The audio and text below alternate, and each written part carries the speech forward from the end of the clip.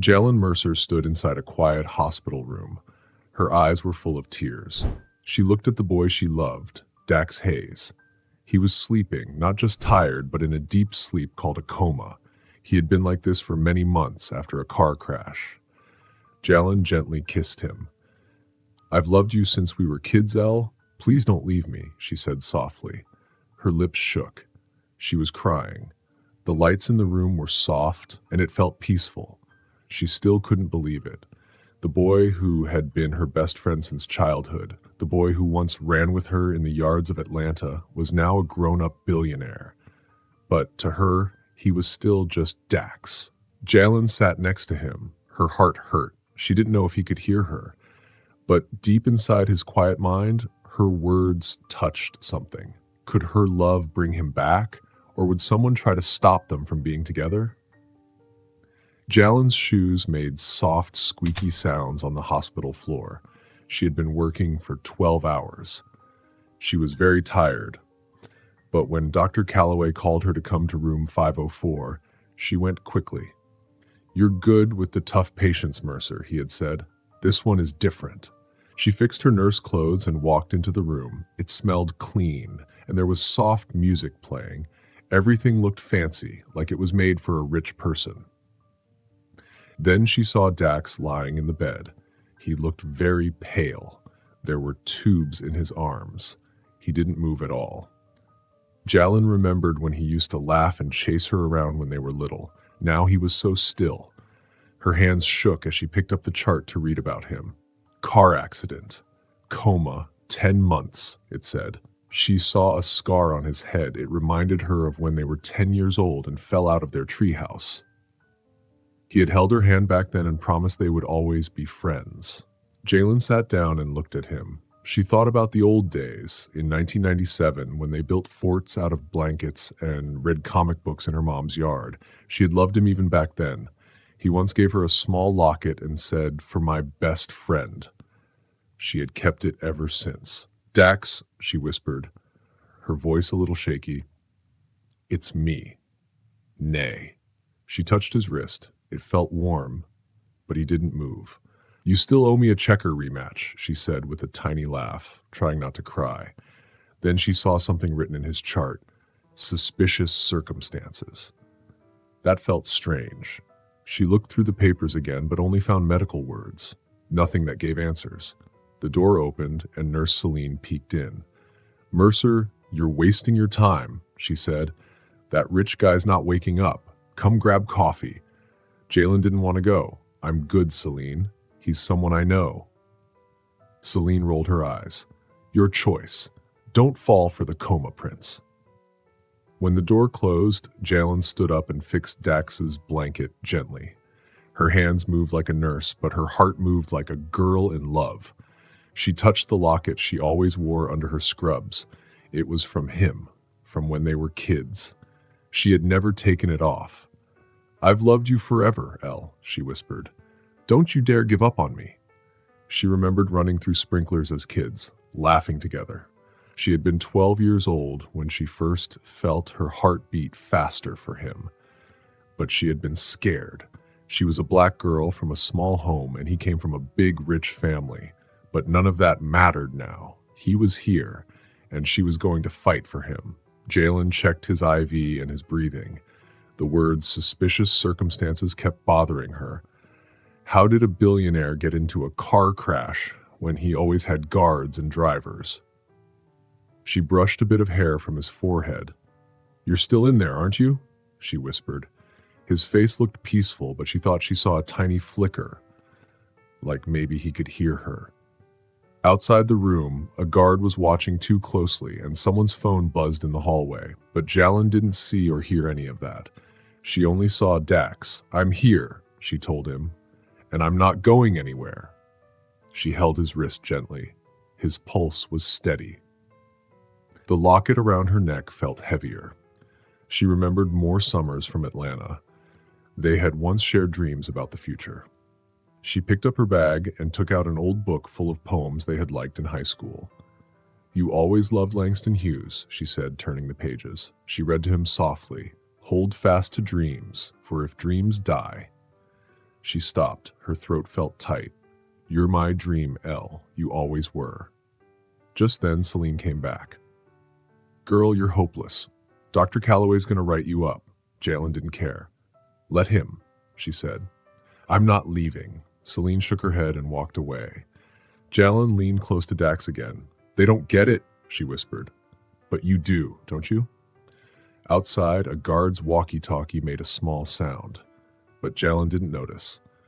All that mattered was this room, and Dax, and the love she had hidden for so long. Jalen's voice stayed soft in the room. She thought about the little twitch she had seen in Dax's hand. Was he trying to move? The locket pressed against her heart. She leaned back in her chair. The music still played softly in the background. It was nighttime now. The hospital halls were quiet. Her shift was over, but she didn't leave. Her bag sat by the chair. The poetry book stayed open on her lap. She talked to him like always. Work's been rough, she said. People look at me like I don't belong. Never did, but you always saw me. She held the locket tightly. I want to open a clinic one day for people like my mom who can't pay for places like this. She thought about a summer in 2007. They had been teenagers. They sat on her porch while fireflies blinked around them. Jalen, you're my, he had started to say, but stopped. He hugged her instead. Back then, she was too scared to say how she felt. She thought he would go to a fancy college and forget her. Now she whispered, I should have told you. I've loved you forever. Jalen stood beside Dax's hospital bed. Her hands were shaking as she checked the machine that gave him medicine through a small tube. The papers she held talked about something strange in Dax's case, but she pushed those worries away and focused on her job. She gently fixed the tube when suddenly Dax's fingers moved. He softly held her hand. Jalen froze. Her heart was beating really fast. The machine next to the bed beeped loudly, showing a line. That meant life. She held his hand tighter. He was really there. She quickly pushed the call button and told the nurse to get Dr. Calloway. He moved. It's real, she said, her voice shaking. Dr. Calloway came into the room, looking doubtful. He checked Dax and said, it might just be a small body reflex. Sometimes comas do this. But Jalen shook her head. No, he held my hand, she said. Dr. Calloway sighed and said, let's do a brain scan, but don't get your hopes up. He left the room with his clipboard. Jalen sat next to Dax and looked at his still hand. You're in there, she whispered. The room felt quiet but full of hope. She leaned closer. If you can hear me. Her voice got shaky. She had hidden her love for Dax for a long time, always too scared to say it. But now, with him so close to waking up, she couldn't hold it in. She kissed him softly and whispered, I've loved you forever. Please come back to me. Tears fell down her cheeks. Just then, the door opened. Jalen quickly pulled back. Nurse Celine walked in and didn't notice Jalen's red face. Jalen, you're still here? Go home, girl, Celine said. Jalen nodded and said, in a minute. Celine sighed and left, calling her a hopeless romantic. Jalen felt her heart race. She touched her lips. The kiss had been full of love. You better wake up, Dax, or I'll be really embarrassed, she said with a tiny laugh. She picked up the chart to calm herself, but something slipped out from between the pages, a small, crumpled note. She picked it up and read, check the brakes. The handwriting was messy. Jalen's stomach sank. This wasn't just a car accident. Someone had tried to hurt Dax. She looked at him, still sleeping. The room felt cold now. Soft music played in the background, but it sounded empty. She hid the note in her pocket and sat down again. What happened to you, Dax? She whispered. She wanted to believe it was just bad luck, but the note said something darker. She touched his hand again and remembered when they were kids and he promised her the stars. I'm not letting you go, she said firmly. Not to this. Not to anyone. Outside, the night was dark. A shadow moved by the window but disappeared quickly. In the hallway, the security guard's walkie-talkie made soft sounds. Jalen didn't hear anything else. Her world was only Dax, her kiss, and the secret in her pocket. Then she heard it. A soft sound. Nay. Jalen's heart stopped. Dax's eyes opened, sleepy and blue, and looked straight at her. You're here, he said, his voice very soft and weak. Jalen didn't move. Her breath caught. This was the moment she had dreamed of, but now it was real. She hit the emergency button. The machines beeped loudly and people ran in. Dr. Calloway and some nurses came quickly. His eyes are open, someone said. Dr. Calloway checked Dax quickly. Can you hear me, Dax Hayes? Dax didn't look away from Jalen. Nay, he said again, using her childhood nickname. Jalen's heart ached. She remembered how he once almost said he loved her back in high school, but had stopped. Now he was saying her name like it meant everything. I'm here, Dax, she whispered. Dr. Calloway looked serious. His brain is working, but he's very weak. No stress. He looked at Jalen. You're off the case. It's too personal. Jalen's stomach dropped. No, doctor, he needs me. Dax grabbed her hand and said, Don't go, Dr. Calloway sighed. Okay, but keep it professional. Seraphine, a woman in a sharp suit, walked in. She was Dax's business partner. She looked at Jalen with cold eyes. What's happening? She asked. He's awake, Jalen said. About time, Seraphine replied, not even smiling. Outside, reporters were shouting. The news was spreading fast, but Jalen didn't care. She only cared about Dax. Dr. Calloway asked Dax, Do you know your name? The year? Dax blinked. Dax Hayes. And Nay's here. Seraphine gave Jalen a sharp look. Jalen remembered prom night when Dax had almost told her he loved her. But now his nay was filled with that same feeling. Jalen looked at Dr. Calloway. I'm staying. He needs me. Seraphine said, We'll see, and walked out. Jalen looked at Dax. I heard you, he whispered. All this time. She felt like crying again. What do you remember? She asked. Lights, a screech, then you, Dax said. Jalen touched the note in her pocket. Check the brakes. Someone had cut them. She looked at Seraphine's sharp eyes. Did Seraphine try to hurt Dax? I'm not letting anything happen to you, Jalen whispered. Dax held her hand tighter. Don't leave, he said again. Never, she promised. Seraphine walked closer. He needs rest, she said, not your feelings. But Jalen stood strong. He needs someone who cares. Seraphine gave a fake smile and said, We'll see, then left. Jalen stayed. Dax looked at her and said, You're my anchor. Her heart filled with love. Outside, the hospital hummed with noise, but inside room 504, it was just the two of them. Jalen didn't see Seraphine giving a phone to the guard. She didn't see the shadow outside. All she knew was Dax was alive, but danger was still close. Later in the therapy room, Jalen helped Dax walk. He held the bars, trying to move his stiff legs. 1 foot at a time, Dax, she said gently. He smiled a little. Still trying to beat me, Nay? She laughed, but her heart hurt. He was fighting hard. Jalen stayed near him, ready to catch him. You've got this, she said. Later in his room, Jalen sat beside him and took out the chart again. The note was still hidden inside. She showed him a report. There's something you need to see. She handed him a paper from the mechanic. The brakes were cut. Dax's face turned pale. The scar on his head looked darker. This wasn't an accident, he said. I remember a meeting. Seraphine was angry. She said I was slowing the company down. Jalen's stomach twisted. What else do you remember? Shouting, her voice, bright lights, then the crash. Jalen held his hand. We'll figure it out, she promised. Dax fell during a break in therapy. Perfresh, Jalen caught him. Their faces were close. You always saved me. Nay, he whispered. She wanted to kiss him again, but teased instead. Someone's got to keep you in line. He chuckled. You've worn the locket all this time? He asked, touching it. Every day, she said quietly. Their moment was broken when a nurse handed Jalen a tablet. An email was on the screen. It was from Seraphine to someone unknown. He's waking up. Handle it. Jalen quickly hid the screen. Just work stuff, she said, trying to smile. Dax looked worried but didn't ask. In therapy, Jalen worked harder with him. You're stronger than you think, she told him. Dax nodded. Because of you. Jalen's throat felt tight. So many memories came back at once. When they were kids, racing around, his shy smiles, the love she had hidden deep inside. She had worn his locket through every sad moment and every time she felt lost. Now it felt like a promise she had made in her heart.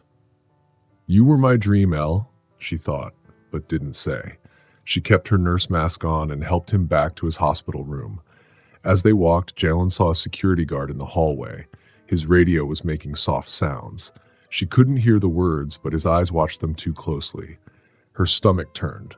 Something felt wrong. The note, the strange email, it was all like a spider web. "Elle," she said while helping him into bed, "we need to be careful. Something is not right."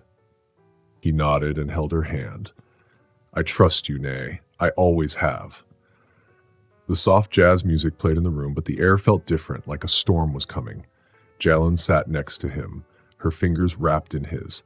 The locket on her chest pulsed like a heartbeat. She didn't see the guard slip into the stairwell. She didn't see the black SUV waiting outside. All she knew was Dax, his fight, her love, and the truth they had to find together. "I trust you, Nay," he said again. Those words felt like a promise. The room's soft lights made gentle shadows on the walls. The locket on Jalen's chest felt like it was shining in the dark, helping her find her way through the fear. She thought about the car report from the mechanic. She remembered the scary email. Seraphine's words echoed in her head. "Handle it." It sounded like a threat. Jalen looked at Dax. Even though he looked weak, his eyes were steady. He didn't look scared. She knew they were in this together, just like when they were kids, catching fireflies in the warm Atlanta evenings. Jalen said, "Let's take a walk in the hospital's garden. Maybe the fresh air will help us think." Dax smiled and nodded. He leaned on her as they walked slowly down the hallway. His steps were still wobbly, but getting better. The garden was quiet and peaceful. The air smelled like jasmine flowers. Moonlight made the path glow softly. "Feels like old times," Dax said with a gentle smile. Jalen's heart fluttered. She remembered their childhood, popsicles, secrets, laughter. They sat by a fountain. Its gentle water sounds calmed her nerves. Dax turned to her and looked into her eyes. "Nay, I need to say something." She nodded, holding his arm to help him sit. "I've loved you since we were kids," he said. His voice sounded like he had held those words for a long time. "That first day we read comics in your backyard, I knew I loved you, but I was scared. I thought my world, my money, would scare you away." Jalen's eyes filled with tears. The locket on her chest felt warm. "I loved you too," she whispered. "Every time you looked at me, I felt it, but I didn't think I was good enough for your world." She remembered a summer festival in 2005. They had sticky cotton candy on their hands. He almost told her then, but didn't.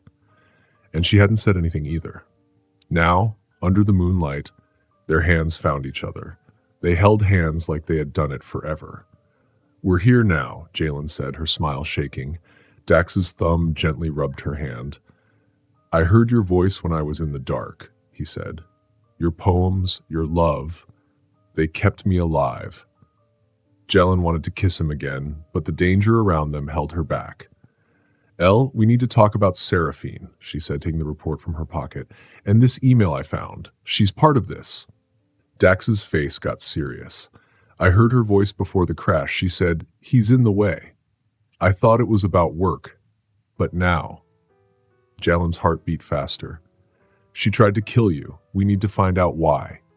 He nodded, holding her hand tighter. "We'll figure it out together." They stood up and walked slowly back. Jalen helped him. The garden was peaceful, but she stayed alert. She remembered the guard's strange look and the crackling radio. "We can't trust anyone," she whispered. Dax touched her locket, then said again, "I trust you." That made her feel warm, but she was still scared. Seraphine was not done, and the truth was sharp like a knife. They heard a sound.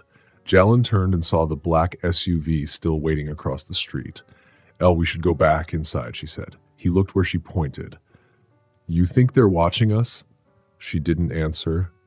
And she just helped him walk faster. The SUV didn't move, but it felt like a warning. Back in the hospital, the lights felt too bright. Jalen helped Dax into bed. Her mind was spinning. The moment in the garden had changed everything. Their love was no longer a secret, but now it was also dangerous. "We need a plan," Jalen said. "Seraphine isn't alone in this." Dax nodded. "We'll look into everything. My company, my records. She wants something." Jazz music played softly in the background. Jalen touched her locket again. It helped her stay calm. They were Nay and Dax again, ready to face anything. But outside, the SUV finally drove away. The guard's phone buzzed with a new message. All Jalen knew was Dax's love, their promise, and the danger waiting. Later, Jalen called someone she trusted, Kieran, a private investigator. He had helped with a hospital case before. "Meet me at Dax's estate," he said. He would dig into Seraphine's money.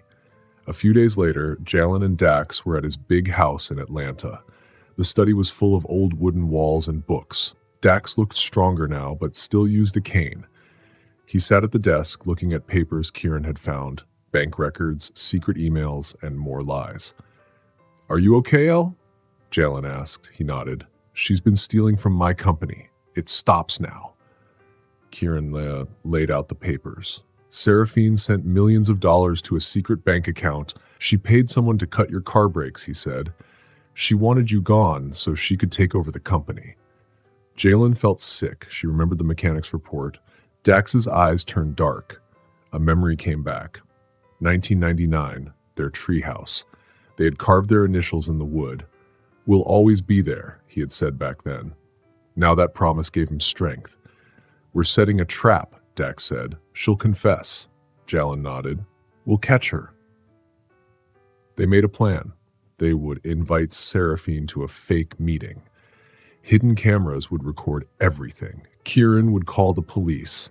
Jalen would act as Dax's assistant and talk to Seraphine to make her brag. "Are you sure, Nay?" Dax asked. She smiled. "We've been through worse, like when you thought you could outrun my mom's dog." He laughed. It made them both feel better. On the night of the plan, the house lights glowed. Jalen wore a blazer. Her locket was hidden but close. Dax sat at his desk, calm. Seraphine came in, smiling with her sharp voice. "Dax," she said, "you look alive." Jalen stepped forward. "Miss Voss, we're talking about a business deal. Mr. Hayes wants your thoughts." Seraphine looked unsure but sat down. She sipped her wine. Dax leaned forward. "Why'd you do it, Seraphine? The brakes, the man you hired, was it worth it?" Seraphine gave a fake laugh. "You think I'd do that?" Jalen spoke up. "You wanted the company. His death was your chance." Seraphine's smile faded. She gripped her glass. "Stay in your place, nurse." Dax's eyes didn't move. "I heard you. The call. You said, 'He's in the way.' You tried to kill me." Seraphine stood up, angry. "You were weak. I deserve the company," Jalen gasped. "You paid to kill him," she said. "And I'd do it again," Seraphine shouted. "You should have stayed down." Just then, a red light blinked in the corner. The doors burst open. Police rushed in. "Seraphine Voss, you are under arrest for attempted murder." Seraphine turned pale. Her glass fell. "You tricked me," she screamed and rushed toward Dax. But Jalen stepped in front of him. "You did this to yourself," she said. The police grabbed Seraphine. She yelled as they took her away. The room was quiet. Dax stood and hugged Jalen. "We kept our promise," he whispered. Jalen nodded, eyes full of tears. "Always, El?" The big house felt lighter now. The dark feelings were gone because Seraphine had lost. Jalen found her special locket again. It reminded her of the strong love between her and Dax. They had been tricked before, but they won. Still, Jalen felt nervous. It was too quiet. Dax held her hand tight. His eyes were kind but serious. "This isn't the end, is it?" he asked. Jalen shook her head. She remembered the dark car with black windows. "Not yet," she said, "but we're ready." Outside, the night was quiet. No one knew a camera was still recording, and someone was watching from the gate, holding a phone with a new plan. Seraphine's angry screams were now gone. Jalen and Dax stood in the silence. They had won. His arms around her felt safe and warm. It was the safest place she had ever known. "We kept our promise," he whispered. That promise was like a seal of love and trust. The locket on Jalen's chest felt heavy, full of memories. It was no longer just a secret, it was a sign of their journey. The shiny lights in the study glowed like gold, and Jalen's heart glowed too, with a new hope. A hope that there could be more than just justice. A hope for a future with the boy who had always felt like home. Months passed. Dax got stronger again. Every step he took showed how strong their love was. In Atlanta, the tall buildings sparkled in the sun. Jalen was opening a new community clinic, a place to help people. It was her big dream, and it came true because Dax gave her the money she needed. She stood in front of a big crowd. There were nurses, local families, and her mama smiling proudly in the front row. Jalen spoke into the microphone. "This is for us," she said, "for every heart that was ever forgotten." Dax watched her from the side. He smiled big. His smile was brighter than the summer sun. Jalen saw him and smiled too. Her locket shined under her blouse. She felt her love for him grow even more. Later, Dax found Jalen sitting in the quiet garden behind the clinic. The air smelled like flowers and hope. "You were amazing, Nay," he said softly. His walking cane was gone. Jalen laughed and pushed a curly hair from her face. "You're just saying that, Elle." Dax shook his head and came closer. "No, I mean it. You're changing lives." Jalen felt tears in her throat. So many memories came rushing back. She remembered the year 2015. They met at a small diner. That was the last time before Dax became rich and famous. He had told her, "Don't forget me, Nay." She had cried quietly, thinking she had lost him forever. But now he was here, and she wasn't letting go. Dax took her hand and led her to the rooftop of the clinic. The city was big below them. The sky was painted in pink and gold. Stars started to shine, just like the nights when they were kids. "Remember when we used to look at stars?" he asked, touching her hand. Jalen nodded. Her heart beat fast. "You once promised me the moon," she joked. Dax smiled, but then he became serious. He stopped and looked at her. "Nay," he said. "I've loved you since our first laugh, our first fight. Every time I was lost, I thought of you." Jalen stopped breathing for a moment. Her locket felt like it was beating too. Dax reached into his pocket and pulled out a small box. Jalen's world started spinning. "I heard you," he said. "That kiss in the hospital, it saved me. You saved me." Then he knelt down. A shiny ring sparkled in the sunset. "Jalen Mercer," he said, "you are my home, my everything. Will you marry me?" Jalen started crying happy tears. She was so full of love and joy. "Yes, Elle," she said, her voice shaking. "I've loved you forever." "Yes!" Dax stood up and put the ring on her finger. Then he hugged her tight. They kissed.